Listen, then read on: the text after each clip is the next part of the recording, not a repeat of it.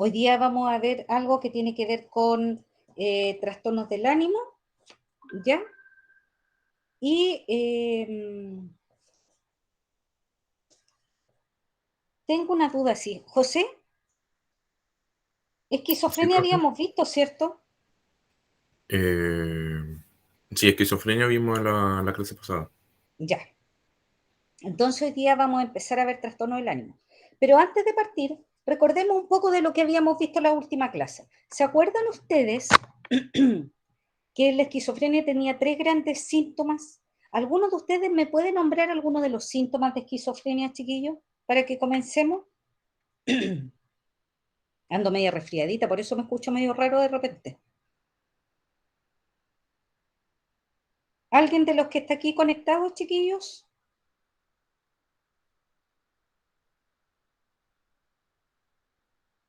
¿Recuerda algunas cosas de los síntomas de esquizofrenia? ¿Polet? ¿Está por ahí?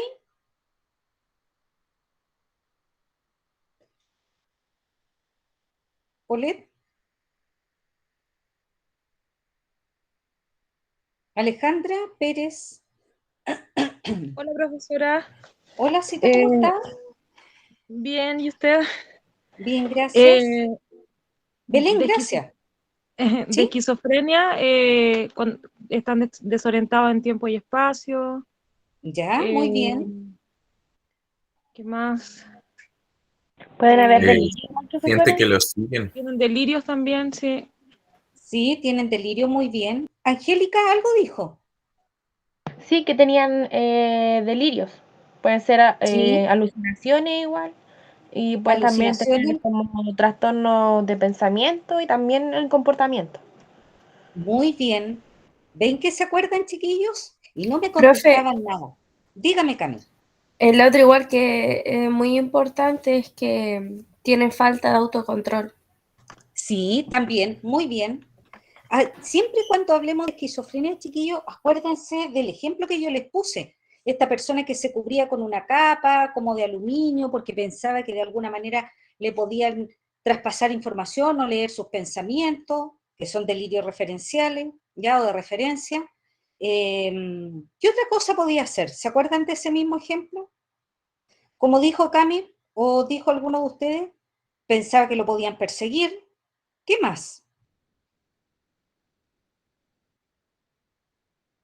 ¿Qué más podía ser? Ustedes tenían, decían que de conducta, y en cuanto a la conducta, ¿cómo podía ser? La pérdida de interés, Muy bien. La pérdida de interés o de voluntad, que era la bulia. ¿Qué más? Porque ahora son muchos términos. En cuanto al pensamiento, podíamos tener las alucinaciones, podíamos tener los delirios. ¿Qué otra cosa podría haber, chiquillos? ¿O algún Percepción síntoma? aumentada. Muy bien, podría ser eso también. Y se acuerdan que dijimos que los medicamentos que vamos a ver después, psicofármacos, los medicamentos podían tener buena respuesta con un tipo de síntomas principalmente.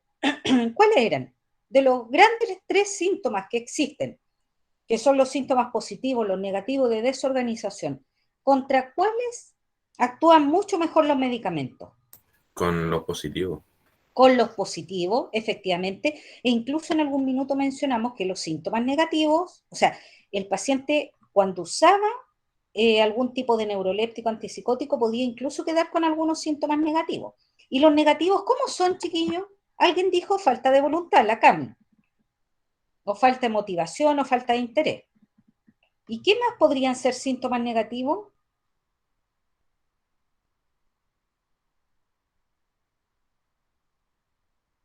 ¿Puede ser la agresividad, profesora? Ya, eso tiene que ver con el comportamiento, pero está bien lo que aportó. las dificultades, profe, como para demostrar las emociones, Muy bien, que puede ser como apatía. claro. ¿Y qué otra cosa? Cuando hablamos de negativo, ¿cómo es el paciente? ¿Se acerca a ustedes, le habla con facilidad, tiene contacto ocular? ¿Cómo es?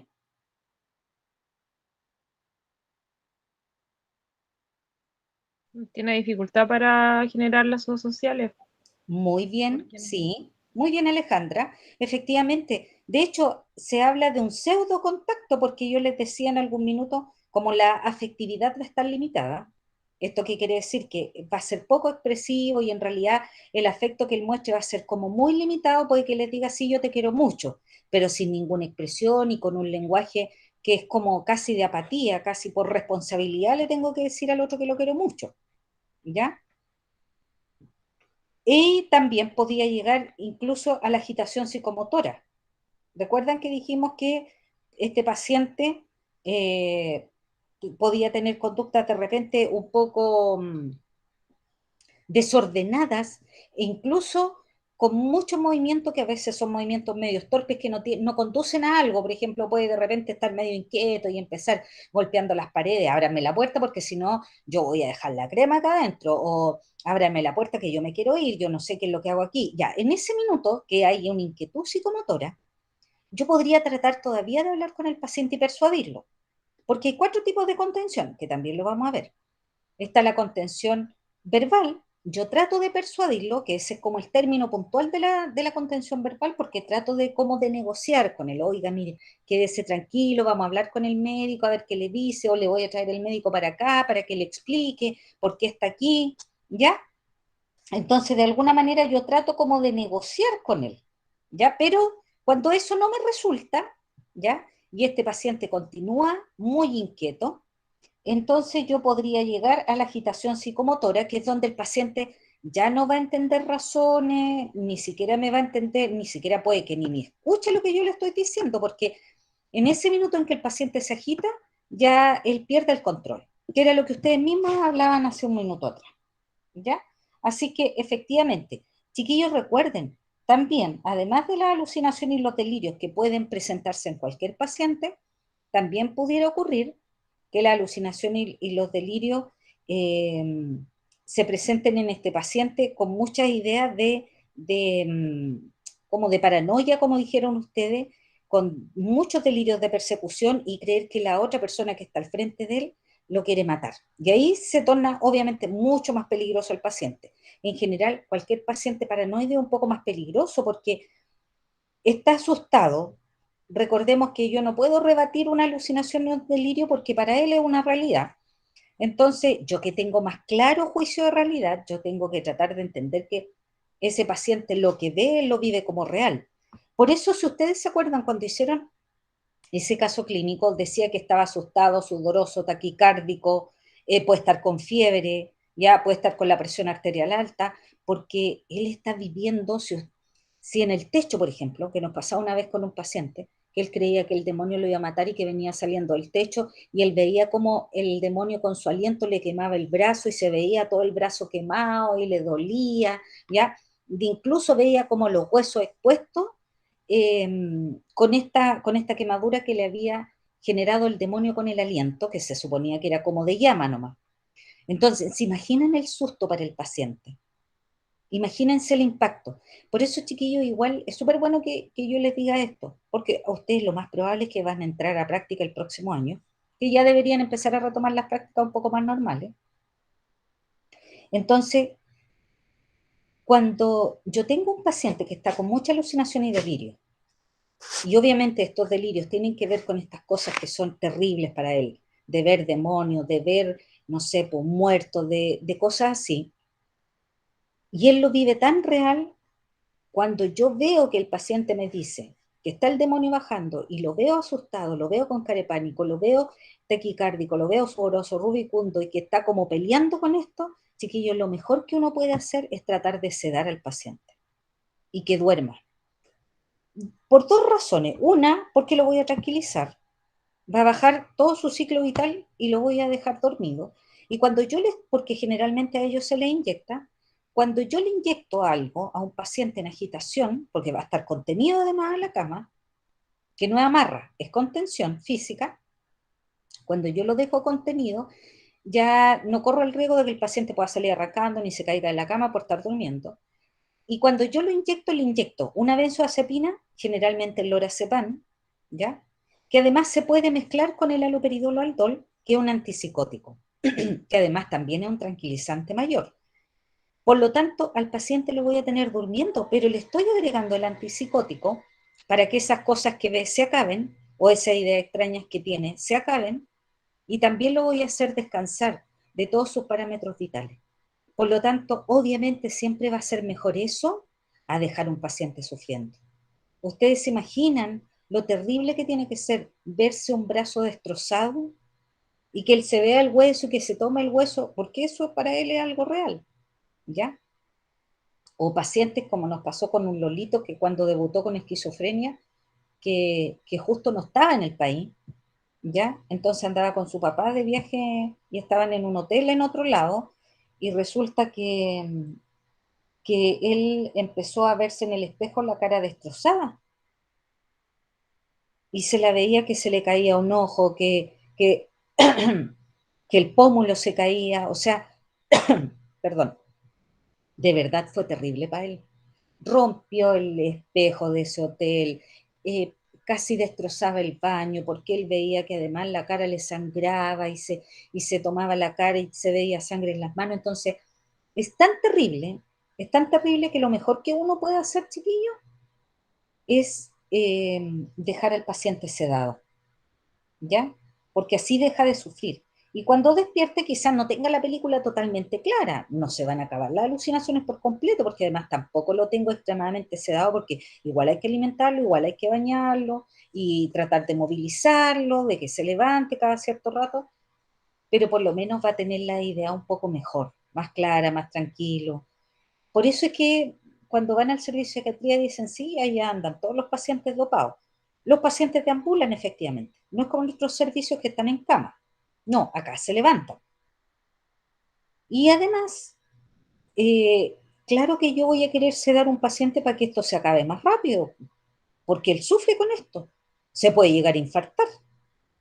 Entonces, sí, chiquillo, efectivamente nosotros tenemos este tipo de pacientes bajo estas condiciones, considerando además que es una unidad de corta estadía, donde se atienden pacientes graves, ¿ya? Donde el paciente no va a poder recibir atención médica en el domicilio, tiene que ser hospitalizado por la gravedad de los síntomas, porque además existe un riesgo para él y para otros, ¿ya? Que lo rodean. Así que es probable que, claro, puedan ver algunos pacientes que van a estar muy sedados cuando ustedes les toque ir a practicar, pero también otros con los cuales van a poder realizar actividades y deambular. Y poder aplicar el examen mental, deambular con ellos aplicando el examen, porque además tengo que buscar la manera en la cual yo poder entrevistar al paciente. No siempre me voy a poder sentar en una mesa con él al frente y poder conversar. Tal vez voy a tener que hacerlo pintar un rato y que de ahí me vaya contando cómo es la historia de su vida o de ahí ir sacando información y aplicando el examen mental con las ideas que él tiene. Eh, Camila, sí, efectivamente hay un tiempo máximo. Las unidades de corta estadía se caracterizan por tener pacientes que van entre los 20 días aproximadamente hasta los 60 días. No deberían pasar más allá de 60 días. Las de mediana estadía no deberían superar los 6 meses. Y no existen unidades de larga estadía, pero existen todavía hospitales de crónico, porque lamentablemente hubo pacientes que no se pudo sacar a la comunidad. ¿Ya? Así que hasta que ellos no mueran ahí en ese hospital, no van a salir del hospital. Sin embargo, quiero dejar claro, y hay una excepción. La excepción es cuando un paciente ingresa de manera judicial. Puede ser psiquiátrico, efectivamente, que lo ingresó al tribunal para evaluación, compensación o ver qué pasa con este paciente, tratar de derivarlo a una unidad forense.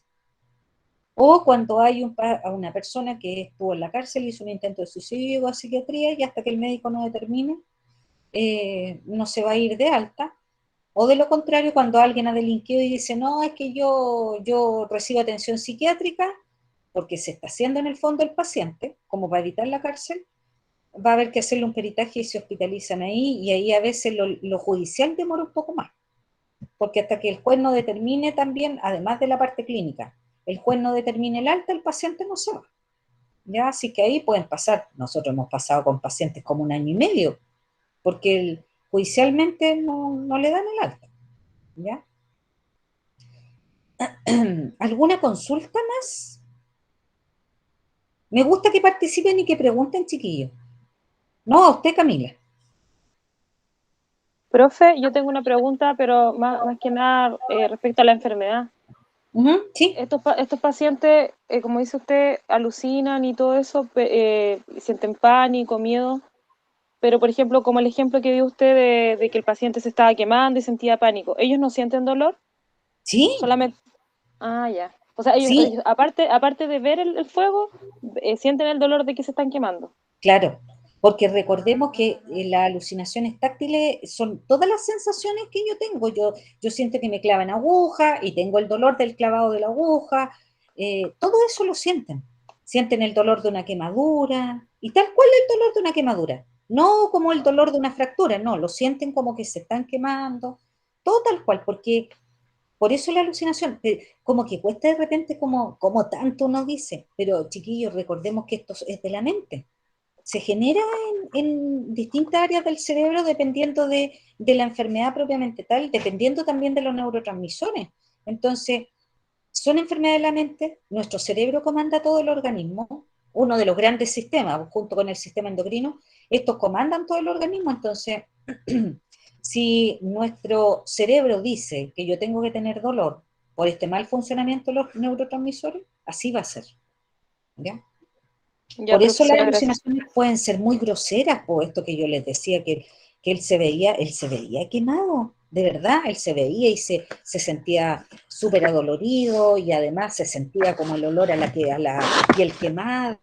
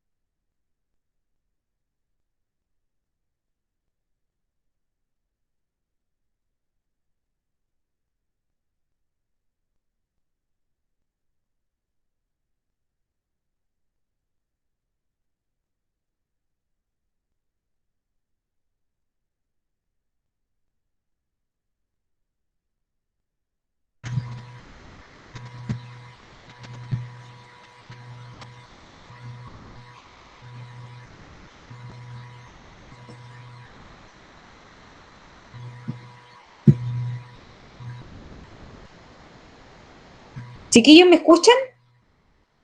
Sí, Sí, profe. profesora. Sí, es que se perdió la conexión un ratito. Ya, pero yo les estaba diciendo que estos pacientes, en realidad, chiquillos, eh, en esta película hay una parte en donde el paciente cree que le insertaron, y le dolió, cuando le insertaron un chip debajo de la piel, en el antebrazo, de uno de los brazos, no me acuerdo, y le insertaron un chip. Entonces, él, de alguna manera, en un minuto, cuando empezó como a tener un poquito la idea un poquito más clara, él empezó a tratar de sacarse el chip de la piel y se rompió la piel. Se abrió la zona donde se suponía que tenía este chip y se la abrió y se empezó a escarbar y dijo, perdí el chip. O sea, todavía creyendo, después de que se abrió la piel, que tenía un chip abajo y que en algún minuto alguien se lo debe haber sacado, porque dice, perdí el chip. ¿Ya? Entonces, nosotros, por ejemplo, hace un tiempo atrás tuvimos un paciente que, que todo esto, estas enfermedades envejecen mucho a los pacientes, ¿no? De repente tienen 40 años, pero parecen como de 70. Y había un paciente que, claro, tenía como 40 y tantos años, pero parecía como una persona de 60, me acuerdo. Y un día en la cama estaba contenido de tórax, ya estaba acostadito en ese minuto, y resulta que de repente lo vamos a ver y se había comido toda la yema del dedo de uno de los pulgares. Oye, es que no lo podíamos creer, porque estaba sangrando mucho el dedo y él estaba vuelto como para la ventana. Claro, se veía acostado como de lado y resulta que cuando lo vamos a ver se había sacado toda la parte de la huella del dedo más profundo y estaba entretenido sacándose. Ahora, también puede ser como en este caso que yo les cuento, en este segundo caso de la persona que se había sacado la yema del dedo y todo eso, en que también el dolor se puede bloquear, ¿ya? Y también como en la película, que él se estaba escarbando entre medio de la piel y de una profundidad más o menos grande en el fondo en la piel, hacia adentro, sacándose el chip del antebrazo. O este paciente que se comió el dedo. Es que de verdad fue muy, muy grosero. Obviamente costó que regenerara porque fue sangrante, pues piel roja, brillante, sangrante, sin como la primera y segunda capa de la piel. Sí, yo creo que llegó como a la parte del la aponeurosis, que es la envoltura ahí del músculo. Como que a esa parte llegó, así que de verdad fue como, esa vez no, nos impactó porque él tan tranquilito y calladito comiéndose el dedo. Chiquillo, ¿alguna otra consulta antes de que partamos? Noelia parece que se había incorporado hace poco. ¿Noelia?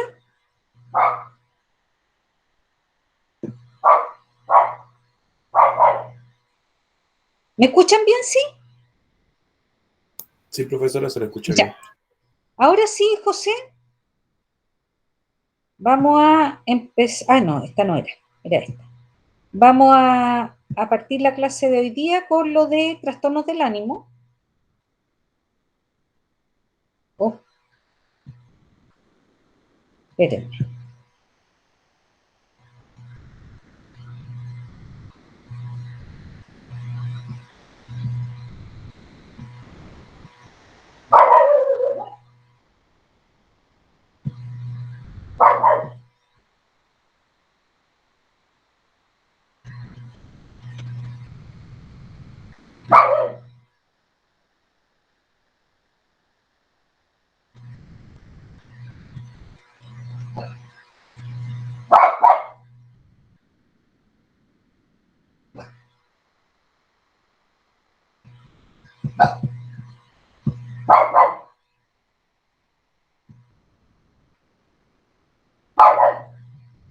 Hoy está lento, lento.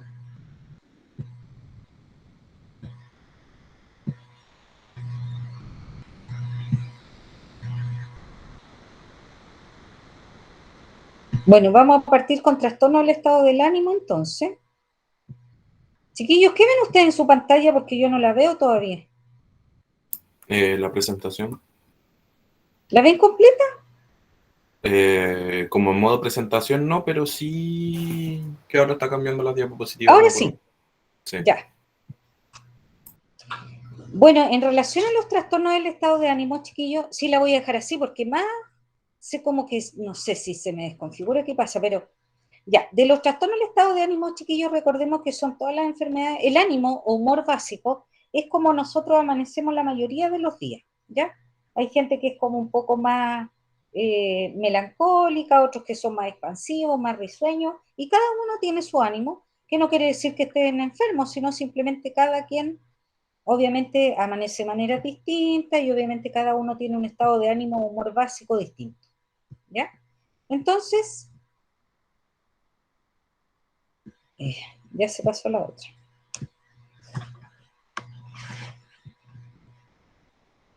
Espérenme un poquito.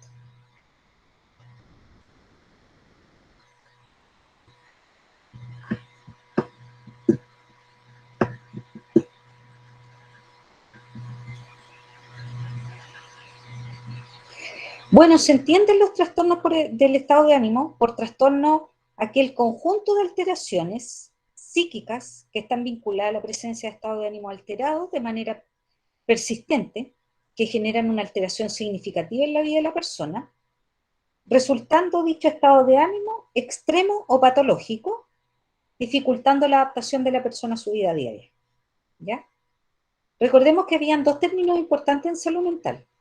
Era el término equilibrio interno y la adaptación al medio. ¿Ya? Por lo tanto, cuando hay falta o dificultad para adaptarse al medio, obviamente tenemos de alguna manera alguna alteración, que hasta ese minuto no sabemos cuál la alteración podría ser. ¿Ya? Se trata entonces de trastornos que provocan un profundo sufrimiento en la propia persona, alterando aspectos como la autoestima, la manera en que ve el mundo y los sucesos, y de atribuir causas y responsabilidades. ¿Ya? Entonces, siempre tenemos que pensar que estos trastornos del estado de ánimo obviamente van a generar una incapacidad cuando son intensos van a generar una incapacidad en la persona que los padece, ¿ya? Y que de alguna manera van a influir en muchos aspectos de la vida diaria, en muchos aspectos de la vida de la persona que está padeciendo un trastorno del estado de ánimo. Por eso es que se dice que las personas que tienen una depresión, estamos hablando de una depresión mayor, no una distimia, una depresión mayor, en general no va a poder trabajar, no va a poder estudiar, porque lógicamente altera tanto el funcionamiento en la parte de la alimentación, en la parte del sueño, en la parte de la motivación, ¿ya? La atención y concentración, que en el fondo la persona no va a ser capaz de responder a esa exigencia, ¿ya? No va a poder probablemente porque tiene un trastorno del sueño, no va a poder levantarse en la mañana porque quizás no durmió en toda la noche, o porque en el fondo le cuesta quedarse dormido, entonces lógicamente vamos a tener alterada esa parte y no va a poder trabajar ni estudiar. Ay, se me pasó esto.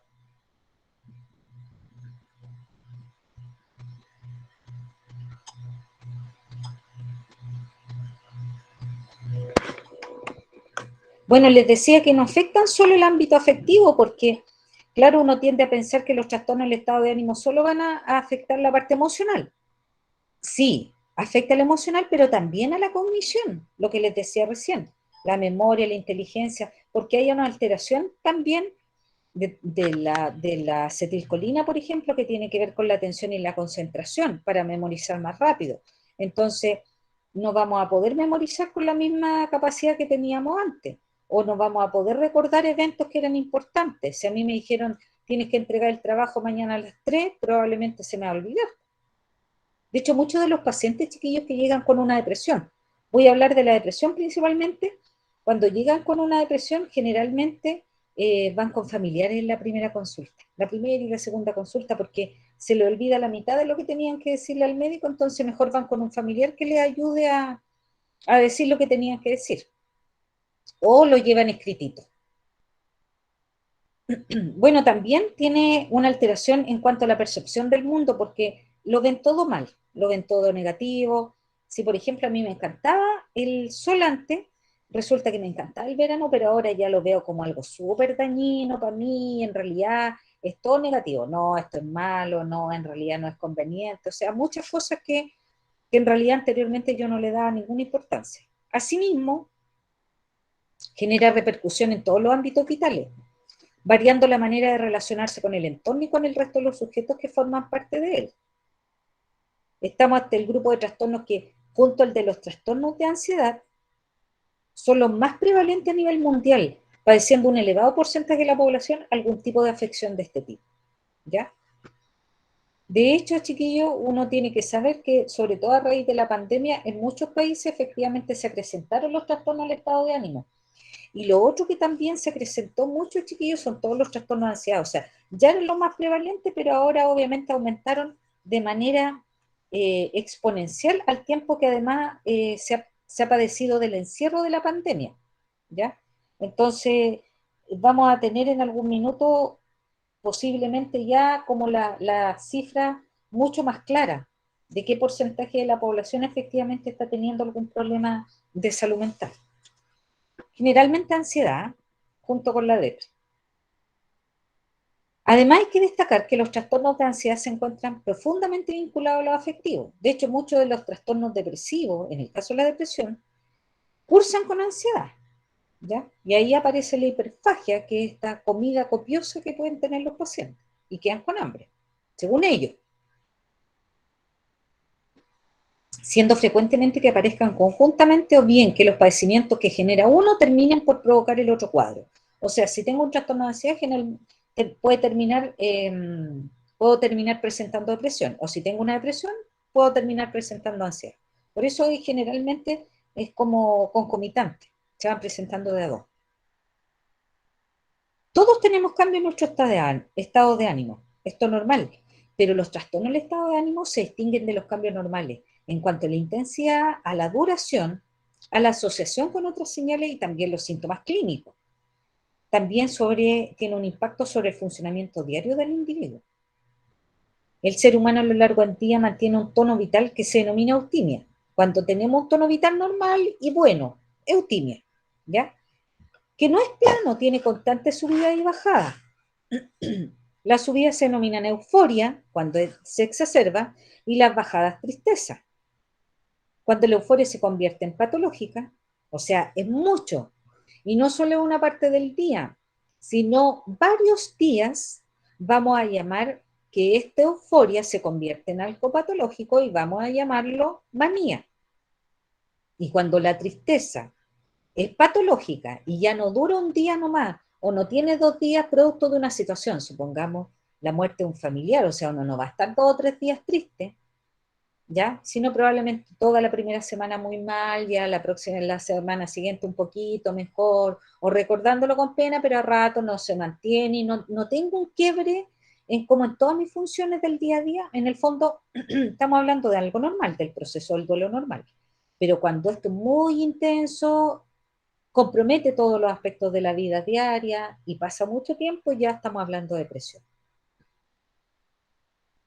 El DSM-5 agrupa en capítulos distintos los trastornos depresivos y los trastornos bipolares, ¿ya? Antes, en el DSM-4, se trataban todos como trastornos del ánimo nomás, pero aquí los separa y ambos trastornos son trastornos del estado de ánimo.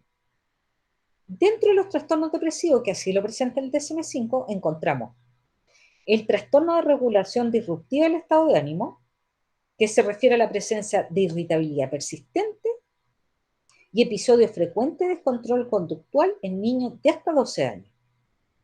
O sea, hay un descontrol de la conducta. Este niño puede irritarse fácilmente y empezar a tratar de golpear, gritar, destruir cosas, amenazar, ¿ya?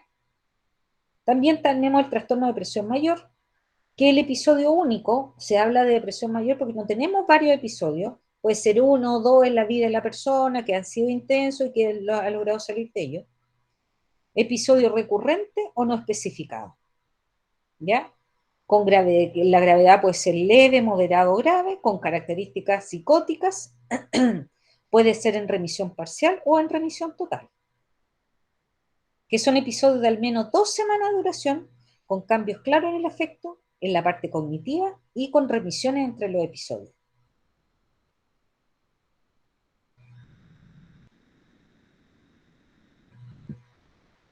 Tenemos el trastorno depresivo persistente, que es la distimia, ¿ya?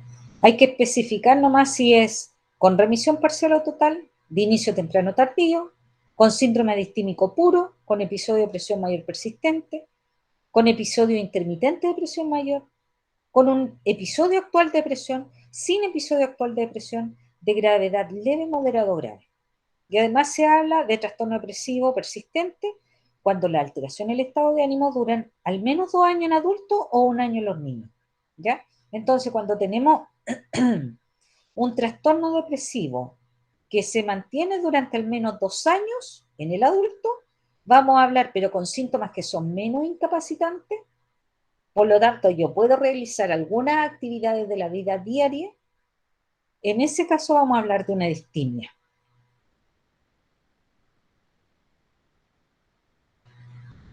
También tenemos el trastorno disfórico premenstrual, que comienza poco después de la ovulación y remite tras la menstruación, teniendo un impacto funcional importante, ¿ya?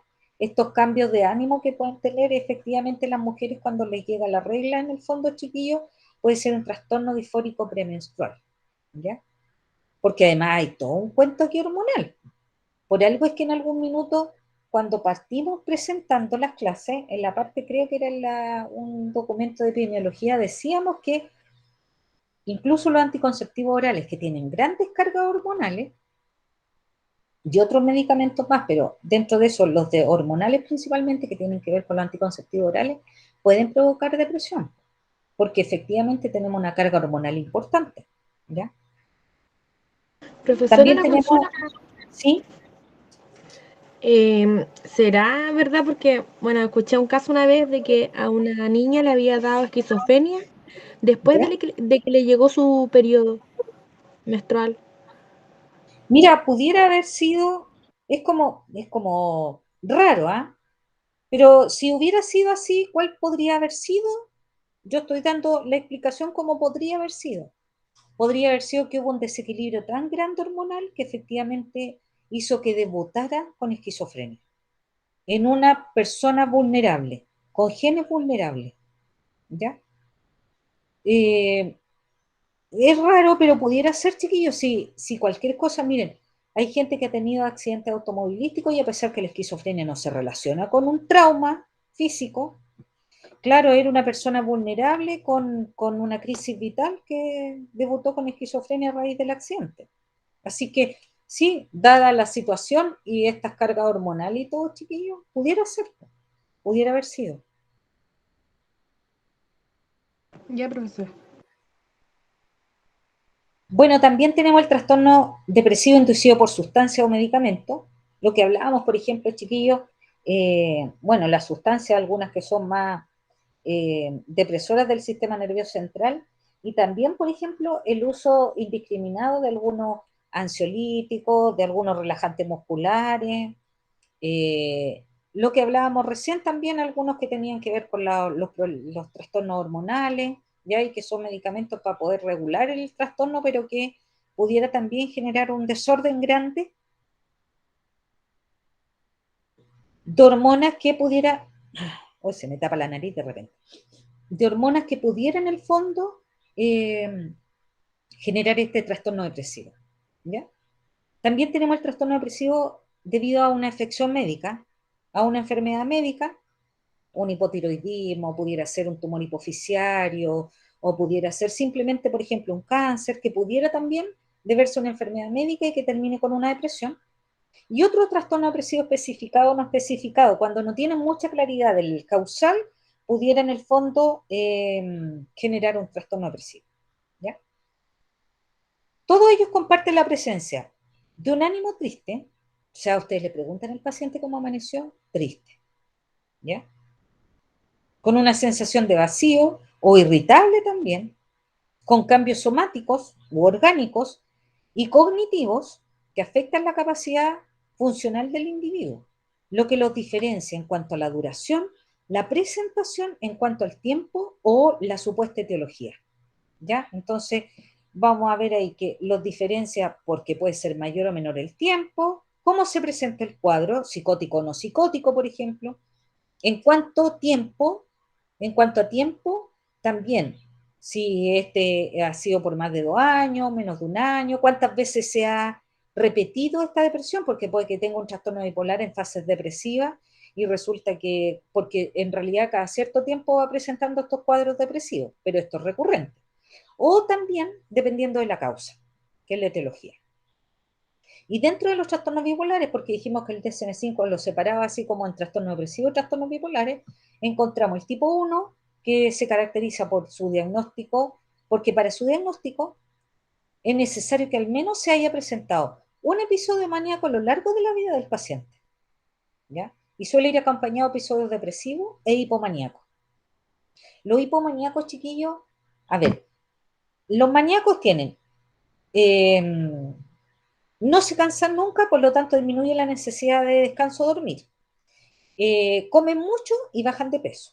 Tienen una hiperactividad permanente, o sea, ellos se están moviendo, hablando, haciendo cosas. No necesariamente todo lo que empiezan lo terminan, ¿ya?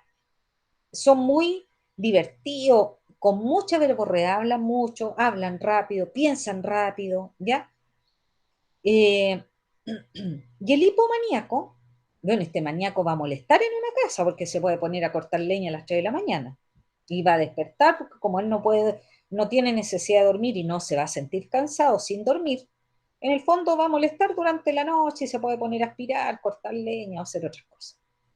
Pero el hipomaníaco a veces solamente se presenta como irritabilidad o se puede presentar en una persona que se ve como más creativa, más trabajadora, ¿ya? Entonces pasan como más desapercibidos, como que se ve un poco un tiempo más activo nomás, ¿ya?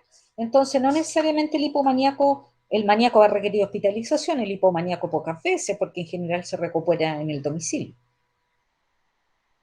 Ya, también tenemos el trastorno bipolar 2, que requiere la presencia de al menos un episodio depresivo mayor y al menos un episodio hipomaníaco.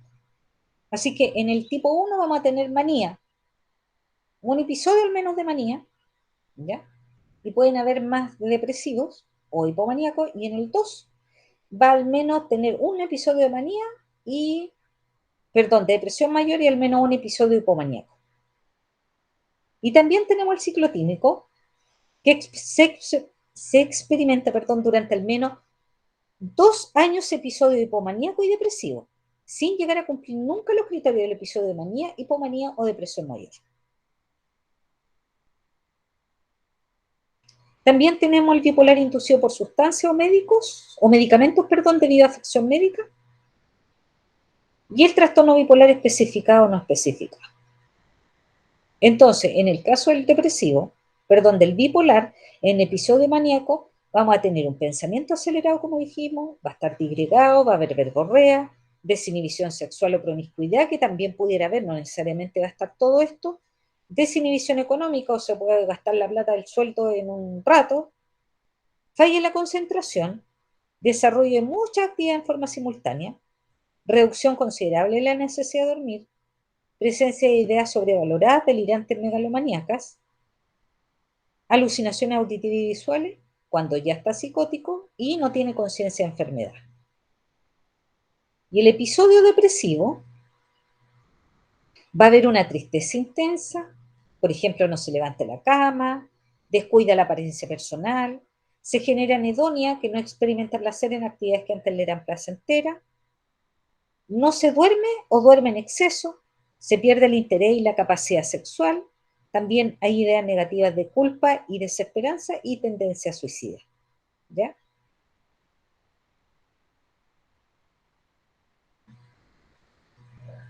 Para hablar de síntomas, mencionaremos los criterios diagnósticos que los describen. Por ejemplo, déjenme tomar agüita.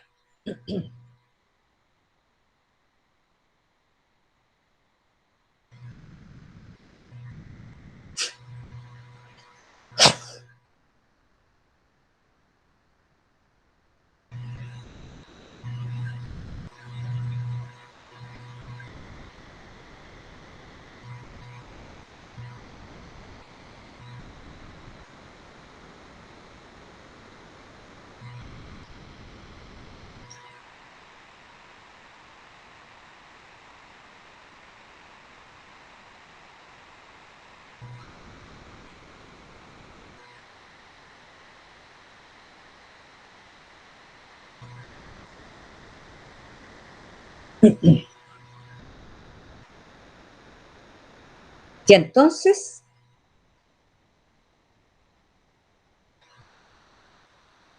los criterios diagnósticos del episodio depresivo, que es la depresión mayor según el DSM-5, el ánimo depresivo es casi diario, ¿ya? Durante la mayor parte del día, desde hace más o menos 2 semanas y desde un momento preciso y reconocible, junto con la presencia de más de 5 de los siguientes síntomas, incluido uno de los 2 primeros, ¿ya? Esto es como en la esquizofrenia, que tiene que haber, por lo menos tienen que haber 2 a veces de exclusivos para hablar de una patología en particular. Tiene que haber un estado de ánimo depresivo y una disminución significativa del interés en casi todas las actividades y o sensaciones que eran placenteras relacionadas con ellas, ¿ya? Además, el apetito puede estar aumentado o disminuido, o pérdida importante, o incremento de peso, ¿ya? Que no está relacionada con la dieta. Puede haber insomnio y hipersomnia. Por eso es que, chiquillo, antes siempre se hablaba como de que siempre iba a bajar de peso, siempre iba a haber insomnio. No, ya no es tan exclusivo así como en los depresivos, porque se ha visto que en el fondo van a haber otras cosas que se van a agregar. ¿Ya? Antes siempre se hablaba que tenía insomnio y que bajaba de peso, ahora ya no. Ya se sabe que puede haber hipersomnia y aumento de peso. ¿Ya? Puede haber agitación e inhibición psicomotora, o el paciente llega a agitarse con mucha irritabilidad y ya descontrol total de impulso, o inhibición en donde el paciente casi no se mueve. Sensación de fatiga o pérdida de energía, que eso generalmente siempre está. El paciente parece que anda en cámara lenta, esa es su sensación, y como que el cuerpo no lo acompaña, ¿ya? Un sentimiento de minusvalía o sentimiento de culpa infundado. Sentir que en realidad no vale nada, que todo lo que hace lo hace mal, ¿ya? En realidad todo es su culpa. Puede haber disminución en la destreza cognitiva. Y esto es el problema por lo cual no deberían trabajar ni estudiar, porque como va a haber problemas de claridad mental, chiquillos, no puede, por ejemplo, sumar 2 más 2. porque realmente hay muchos problemas de concentración y atención, entonces dificultad en la atención o en la toma de decisiones, ¿ya?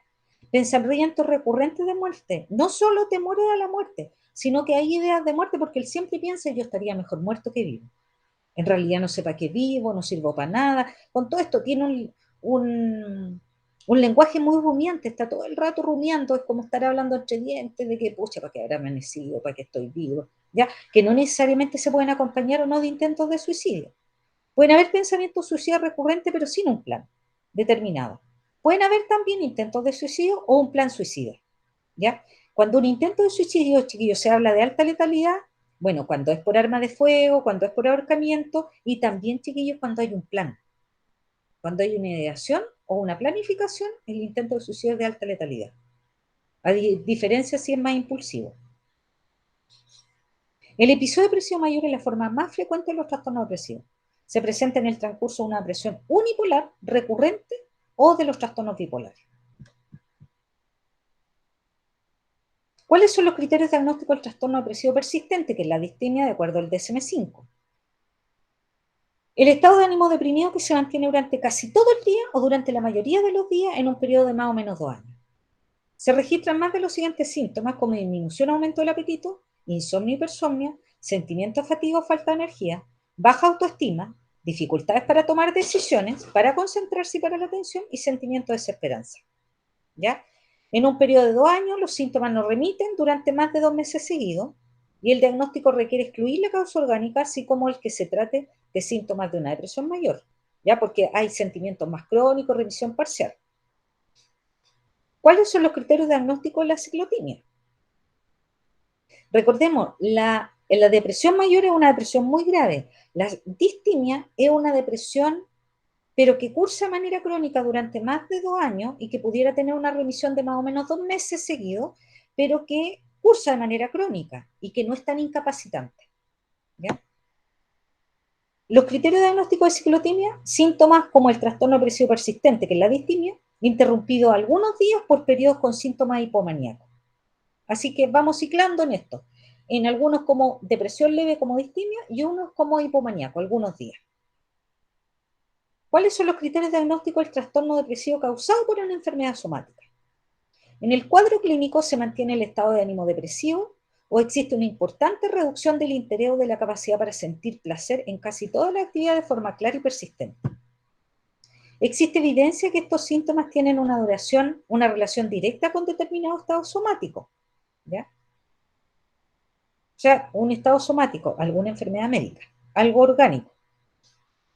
Los síntomas depresivos aparecen en el transcurso de otros trastornos psiquiátricos, por ejemplo, incluso la esquizofrenia, ¿ya? Depresión pospsicótica, después un episodio de esquizofrenia, como dijimos, que incluso en la esquizofrenia partían con los antipsicóticos o antipsicóticos, tranquilizantes mayores o neurolépticos, pero también para cuando el paciente va remitiendo los síntomas psicóticos y queda como con estos síntomas negativos o queda con una depresión, se le puede dar entonces un antidepresivo, ¿ya? Y también la forma depresiva de los trastornos esquizoafectivos. El esquizoafectivo tiene rasgos como de bipolar con esquizofrenia, pero a diferencia de la esquizofrenia, el afectivo conserva la afectividad. La parte emocional no está comprometida, por lo tanto, por eso es que se llama esquizoafectivo, con rasgos de esquizofrenia, pero mantiene la afectividad. Con aparición simultánea de síntomas del episodio de esquizofrenia y del episodio depresivo.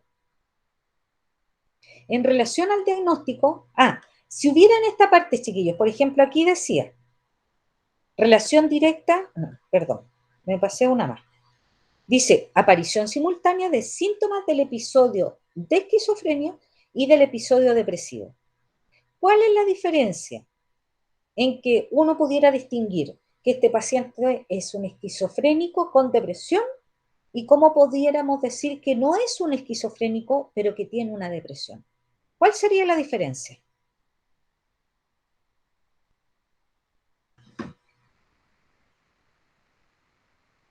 Chiquillos, algunos. No importa que se equivoquen, porque aquí lo vamos a aclarar al tiro, si es que está errada la respuesta. ¿Cómo, profe? No le ¿Cómo? pusieron la... Mira, ¿cómo pudiéramos distinguir que es un paciente esquizofrénico que está cursando con una fase depresiva. ¿Y cómo pudiéramos distinguirlo de un paciente que tiene una depresión propiamente tal, que no es esquizofrénico? ¿Cuál sería la diferencia?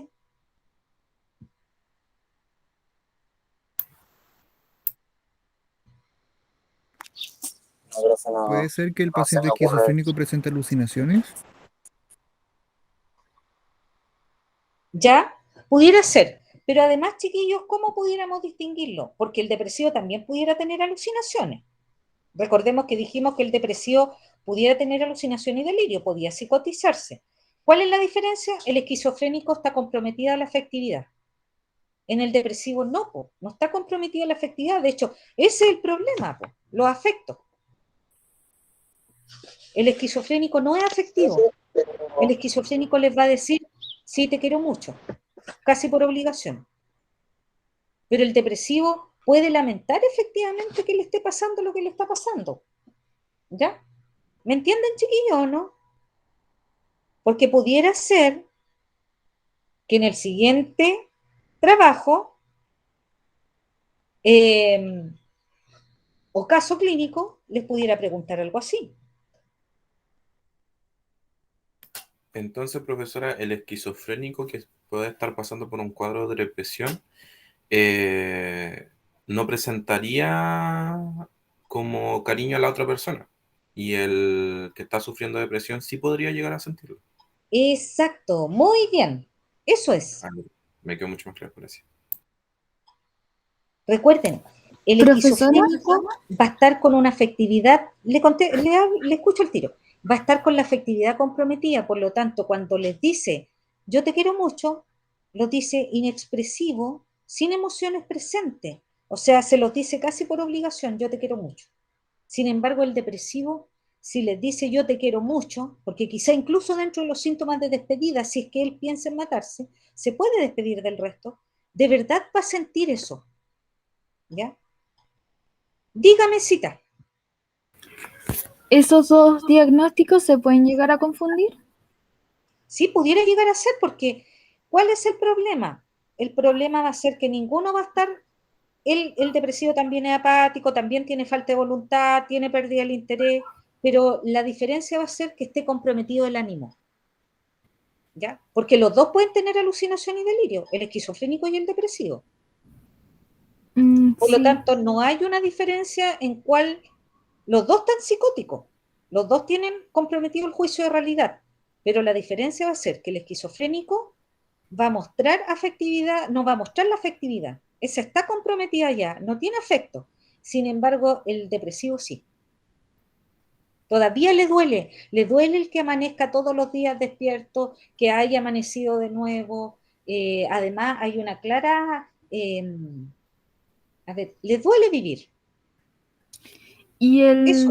paciente depresivo se puede llegar a curar, pero el esquizofrénico no, ¿verdad? Sí, pero puede remitir la depresión en el esquizofrénico como va a remitir en el paciente depresivo tratado. ¿Ya? Va a pasar ese cuadro. Pero el esquizofrénico va a seguir esquizofrénico por toda su vida. Sin embargo, el depresivo puede tener ese cuadro y nunca más en la vida. O puede presentar un cuadro en 5 años más, sin ser un bipolar, por ejemplo.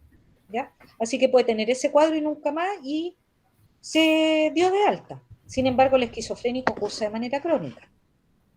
Él no se mejora, él se mantiene nomás. Muy bien, chiquillos, hoy día están así como bien metidos en la clase.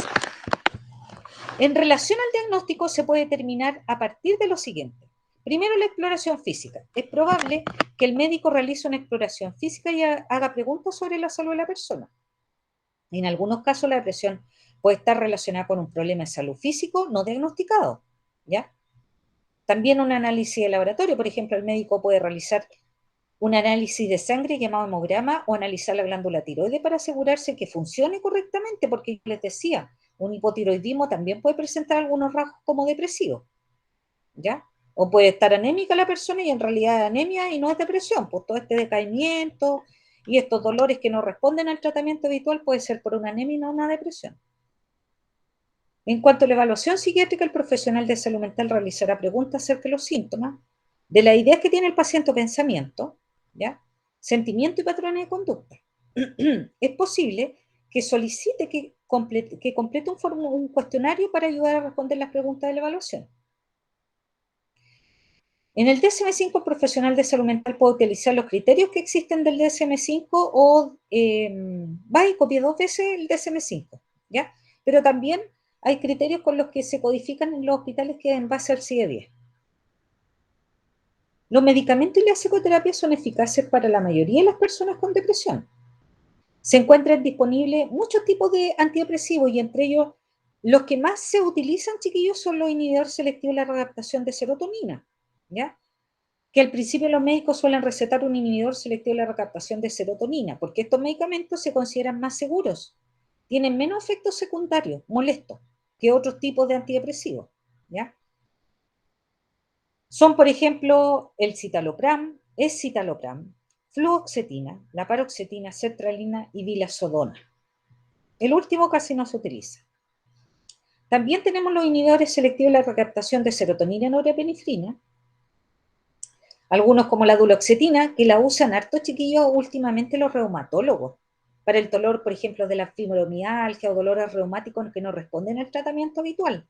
Así como la amitriptilina, también lo utilizan, pero la amitriptilina va dentro de los tricíclicos. También está la venlafaxina, desvenlafaxina y lobimilnacipram, que el último también casi nunca se utiliza. Y la duloxetina, así como la amitriptilina que les nombré hace un ratito atrás, chiquillos, son casi uno de los pocos antidepresivos que ocasionan mucho sueño, por lo tanto, a diferencia del resto, estos se dan de noche, porque da sueño. Y el paciente anda muy embotado, muy mareado, muy somnoliento, ya por lo tanto generalmente se da de noche. Ya, también tenemos los antidepresivos atípicos, que estos medicamentos no se ajustan exactamente a ninguna de las otras categorías antidepresivos. Por ejemplo, bupropión, que incluso lo dan para pacientes que quieren dejar de fumar, la mirtazapina, que incluso a veces la dan en algunos casos para algunos pacientes con esquizofrenia, ¿ya? La nefazodona, la trazodona y la vortioxetina. ¿Va? Y tenemos los tricíclicos, que son medicamentos como la imiperamina, la nortriptilina, la amitriptilina, doxepina, la trimipramina, desipramín y protriptilina. Estos, chiquillos, son de los primeros antidepresivos que salieron, tienen hartos efectos colaterales, por lo tanto casi no se utilizan. La amitriptilina les decía que la utilizan junto con la duloxetina, son medicamentos que se utilizan para los dolores que no responden al tratamiento habitual, ¿ya? Pueden ser muy efectivos, pero pueden causar efectos secundarios más graves que los antidepresivos más nuevos. Por eso no se suelen recetar a menos que se haya probado primero con un inhibidor selectivo de la recaptación de serotonina y no se haya tenido alguna mejora. Y tenemos los IMAO, como la tranilcipromina, la fenilcina y la isocarboxacida, que suelen recetarse cuando otros medicamentos también no funcionan. Estos van como en retirada también, chiquillos, porque tienen tantos efectos secundarios que en el fondo no se utilizan y además tienen ciertos efectos también con la alimentación. El uso de inhibidores de la monoaminoxidasa o de los IMAO requiere seguir una dieta estricta, ya que interacciona con algunos alimentos como algunos quesos, pepinillos y vinos. Bueno, los vinos obviamente no se deberían ingerir con ningún medicamento, pero tienen interacciones con algunos medicamentos y suplementos también de hierba, ya que incluso pudiera llegar a ser mortal. La seligilina es un inhibidor de la monoaminoxidasa nuevo, que es como un parche que se pega en la piel, que puede causar menos efectos secundarios que otros inhibidores de la monoaminoxidasa, ¿ya? Pero en general no se utiliza, y estos medicamentos no se pueden combinar con inhibidores selectivos de la recaptación de serotonina. De hecho, tienen que pasar como 2 semanas antes de usar uno y otro. O sea, 2 semanas sin ningún medicamento.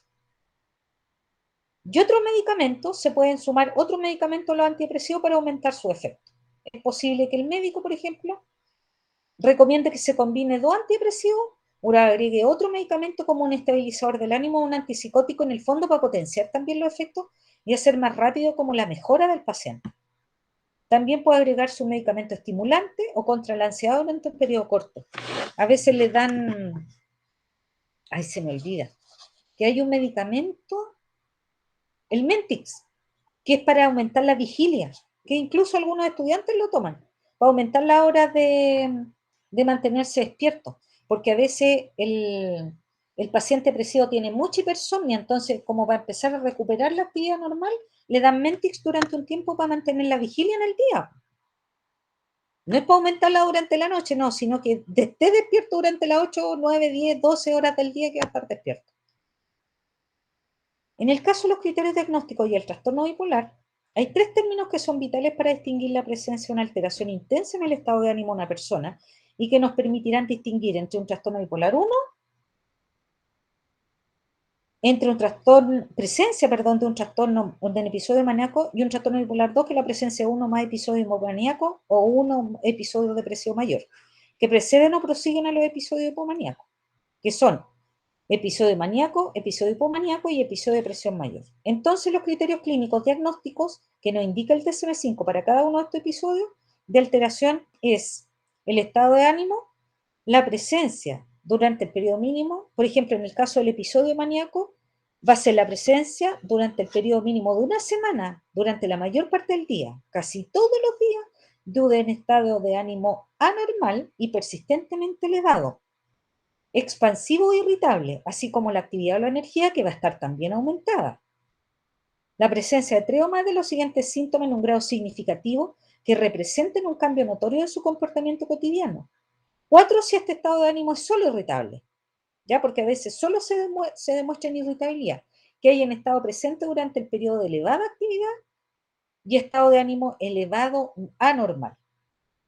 Pueden haber sentimientos de grandeza o aumento de la autoestima, incluso ideas megalomaníacas, con delirio megalomaníaco o de grandeza. Disminución de la necesidad de dormir. Con 3 horas de sueño, él considera que es suficiente. Presión para mantener la conversación o más hablador del usual. Que los presiona, chiquillos, a ustedes a mantenerse ahí atentos. Fuga de ideas o experiencias subjetivas y que sus pensamientos van o viajan a una gran velocidad. Se distrae fácilmente ante estímulos externos irrelevantes. Aumento de la actividad dirigida a un objetivo, ya sea social, laboral, escolar o sexual, o agitación psicomotora, ya con actividad no dirigida a un propósito.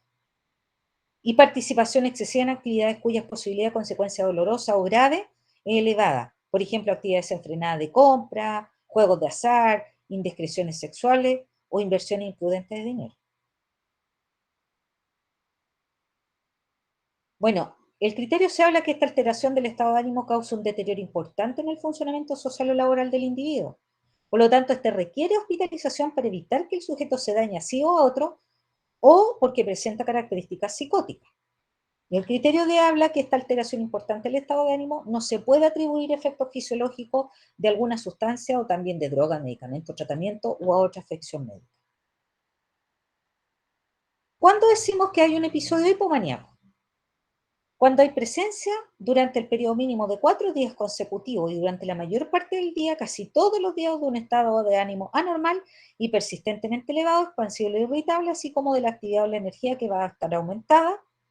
La presencia de 3 o más de los siguientes síntomas en un grado significativo que representa un cambio notorio en su comportamiento cotidiano. 4 si el estado de ánimo es solo irritable. Que hayan estado presentes durante el periodo de elevada actividad y estado de ánimo elevado anormal. También van a haber sentimientos de grandeza o aumento de la autoestima, porque se parece mucho al maníaco. Si lo que pasa es que incluso, miren, si ustedes lo ven, casi es todo lo mismo. Disminución de la necesidad de dormir, presión para mantener la conversación o más hablador de lo habitual, muy locuaz, fuga de ideas o experiencias subjetivas que los pensamientos van a mucha velocidad, se distrae fácilmente ante estímulos externos irrelevantes, aumento de la actividad dirigida a un objetivo, ya sea social, laboral, escolar o sexual, o agitación psicomotora, y participación excesiva en actividades cuyas posibilidades de consecuencia grave elevada, ¿ya? Pero el criterio se dice que el cambio en el funcionamiento asociado a este episodio no es característico cuando el individuo no presenta síntomas. El criterio dice que la alteración del estado de ánimo y el cambio en el funcionamiento son observables por parte de otras personas. El episodio no causa una alteración importante del funcionamiento social o laboral del sujeto ni requiere hospitalización. ¿Ven? Hay una diferencia porque en el otro hay un cambio tan notable y es tan molesto que se tiene que hospitalizar. En cambio aquí no, ¿ya? Esta alteración importante del estado de ánimo no se puede atribuir efectos fisiológicos a alguna sustancia, droga, medicamento o tratamiento. ¿Cuál es el tratamiento? de los pacientes con trastorno bipolar o con un episodio hipomaníaco corresponde a un grupo de fármacos que han demostrado ser útiles en el tratamiento de la enfermedad bipolar, que son los estabilizadores del ánimo. Algunos autores incluyen también las fluctuaciones del ánimo propias de los trastornos limítrofes de la personalidad. Bueno, como algunos de estos medicamentos también controlan impulso, lógicamente también se pueden dar para, por ejemplo, para el trastorno límite de personalidad que tiene conductas automutilantes, para controlar esos impulsos. O para no tener estos cambios tan marcados de humor, desde la superidealización hasta la desvalorización y que se decaiga fácilmente. Dentro de ellos tenemos el litio, que las indicaciones, el episodio maníaco en enfermedad bipolar, tratamiento de mantención de la enfermedad bipolar, depresión bipolar y depresión mayor, porque va a ser potenciador del efecto de los antidepresivos. También en síntomas episódicos recurrentes que no necesariamente son afectivos, con agitación, violencia, impulsividad, alteraciones conductuales, autoagresividad, suicidio.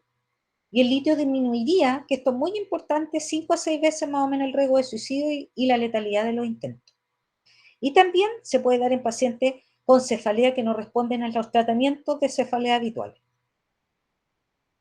También tenemos el ácido valproico, que las indicaciones se dan en trastorno bipolar episodio maníaco, en episodio mixto y también para la mantención. También para el trastorno de ansiedad con trastorno de estrés postraumático y trastorno obsesivo compulsivo. En trastorno de personalidad cuando hay agresividad, irritabilidad, ansiedad. En trastorno esquizoafectivo tipo bipolar y en dependencia de sustancias.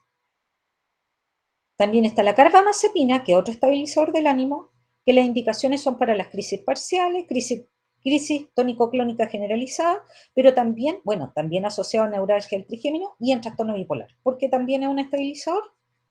Y por último, de los más conocidos, la lamotrigina.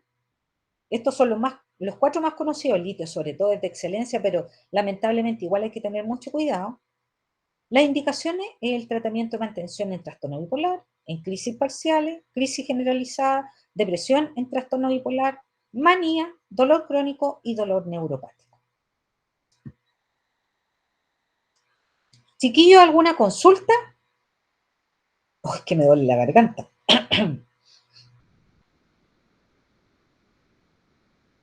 No, profesora. ¿Nada? Ya, chiquillos, una tarea bien cortita, que en realidad es tarea, pero para que ustedes tomen apunte y la próxima clase vamos a partir comentando eso. ¿Ya? Quiero que ustedes busquen en la página del MinSal, a pesar de que buscaron, pero que lo vamos a comentar si la próxima clase a raíz de esta clase. 3 cosas. Una, ¿qué dice el GES del primer brote de esquizofrenia? Porque vamos a hacer aquí vamos a rememorar lo que habíamos visto. Por lo tanto, quiero que lo busquen y lo tengan a mano y lo puedan revisar ahora. ¿Qué dice el primer brote de esquizofrenia? ¿Qué dice el GES? ¿Qué son los GES? ¿Qué dice el GES de depresión? ¿Y qué dice el GES de trastorno bipolar? Lo pueden imprimir, lo pueden tener a mano, lo pueden haber leído. ¿Quiénes dan la confirmación diagnóstica? ¿Qué tratamientos son los que pueden recibir? ¿Cuáles son las atenciones que pueden recibir? Porque aparte de los fármacos, pueden haber otras atenciones más. No sé, pues, por ejemplo, terapeuta ocupacional. Profesora, sería la depresión y ¿cuál otro más? Trastorno bipolar Ya. y el primer brote de esquizofrenia, que son las patologías, las 3 que hemos visto hasta ahora.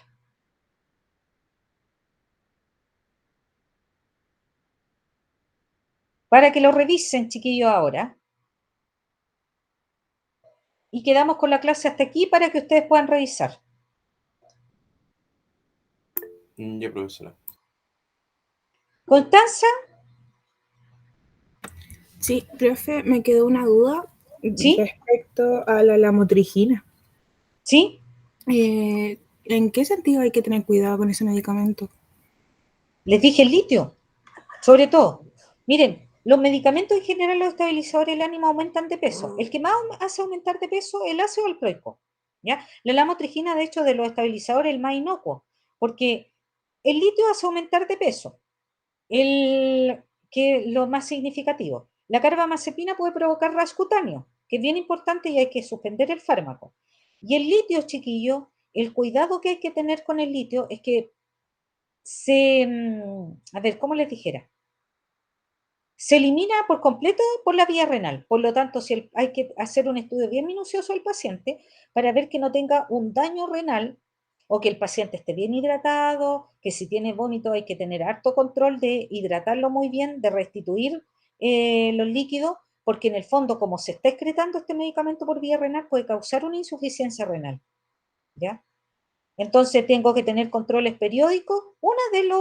En este caso de todos estos medicamentos, de los estabilizadores, se toman niveles plasmáticos del medicamento, de la motrigina, nivel plasmático de ácido valproico, nivel plasmático de litio, nivel plasmático de carbamazepina, para ver que estén en rangos terapéuticos. El litio es muy bueno, muy, muy bueno. De hecho, debería ser el que más se diera, pero por estas cosas de que puede causar daño renal o que en el fondo el paciente puede tener una sobredosificación, sin incluso, estando dentro del rango terapéutico, el paciente puede presentar signos de intoxicación por litio.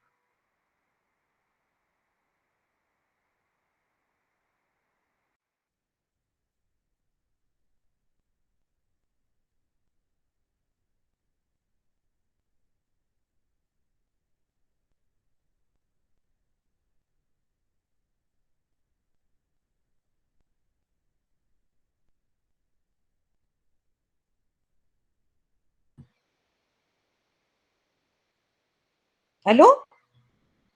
Chiquillos, ¿me escuchan? Es que se me perdió la conexión y volvió. Ahora volvió, profe. Sí, profe, se escucha. ¿Me escuchan? Sí, Sí, profe. profe. Ya, sí, que se cortó y volvió. Algo pasa. Yo vi que estaba conectando en unos postes ahí, capaz que sea que esté conectando cables de nuevo, pero vi que andaba parado arriba de los postes. Entonces, chiquillo, eso puede ocasionar. En general, la motrigina causa menos efectos colaterales. ¿Alguna otra consulta? Profesora, la consulta sería más o menos aproximadamente, ¿cuándo sería la evaluación que tendríamos de esta materia? Hoy yo ya tengo 2 evaluaciones con ustedes, de las notas que tenemos, las tengo que subir, sí, José. Gracias por recordarme. Pero yo creo que tal vez la otra evaluación la podríamos tener quizá el jueves de la próxima semana, que son trabajos de casos clínicos, chiquillos, que son certámenes. Ah, ya, profesora. ¿Ya? ¿Consultas, chiquillos? ¿No? ¿Quedamos hasta aquí entonces y ustedes revisan eso de bibliografía? Lo pueden buscar en la página de Mensal, pero igual lo pueden sacar del Google de cualquier parte si están en los libros de GES. ¿Ya? Ya, profesora. Ya, profe. Chiquillos, cuídense, que tengan buen fin de semana. Igual, Cuídense mucho, que sí. se mejore. Gracias. Chao, Que profe. estén bien, chiquillos, Gracias. cuídense. Chao. Chao, chao. Chao, profe, que esté Eh, bien. Chao, igual, cuídense. Profesora, por si acaso quiero comunicarle que ya están subidos casi el sofá.